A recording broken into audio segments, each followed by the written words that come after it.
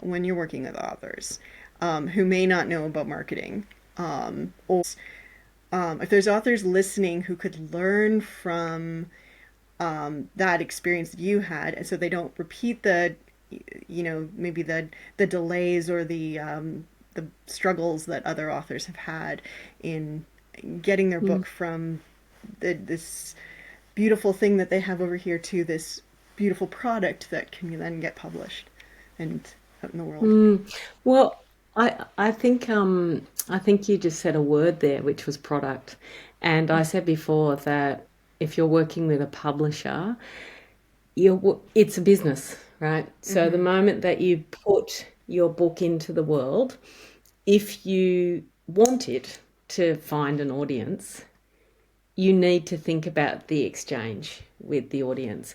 And I think, and it is a product. And I remember when, I mean, I've been in the industry long enough that marketing was a dirty word, sales was a dirty word for a long time. But there's nothing dirty about selling as many copies of your work as you possibly can. And if you take a step back from that, there's absolutely nothing wrong. In fact, isn't the outcome that you want that as many people as possible get to enjoy your work? So really, Absolutely. you're thinking then Yeah. about those things Power. just being a measure of success. Um, I also tend to think of it more in terms of connection. So again, when you're creating a work, and it comes down to what your intention is and what a successful outcome looks like. So I always also still say to writers, write because you have to.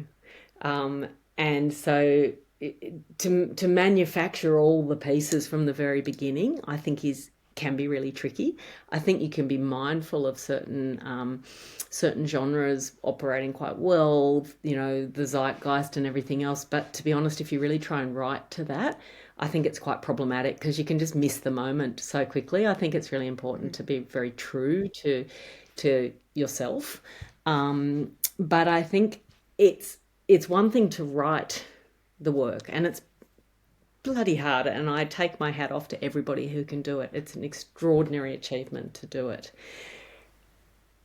But that's only part of it, Mm-hmm. because you then need to think about the audience and why they're going to be interested. Because you might have written the best thing ever, but if nobody knows it exists or nobody knows why they might be interested or why they might want to tell their friends about it, well, you know, we could get a bit philosophical here. Does that make it of any less value or not?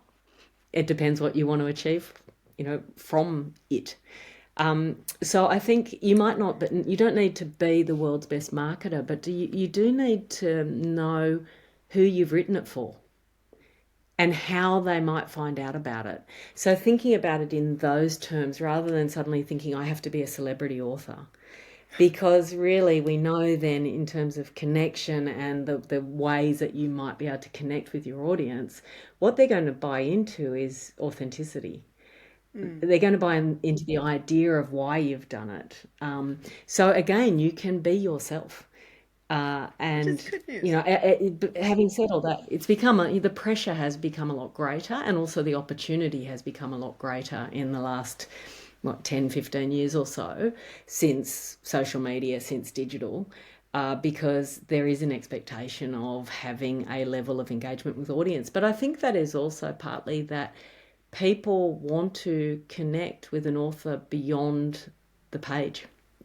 Mm-hmm. So once again, if you're thinking about it in terms of connection, not in terms of having to market your product, that's probably the best tip I can give. No, I So love it's that. really I having love a that. conversation. Yeah. So you're having Mm-hmm. a Yeah. conversation with that audience through the pages of your book. But a lot of people are really interested in having a conversation with you as the creator beyond the pages of your book. So the book's just one way of having that Mm-hmm. conversation.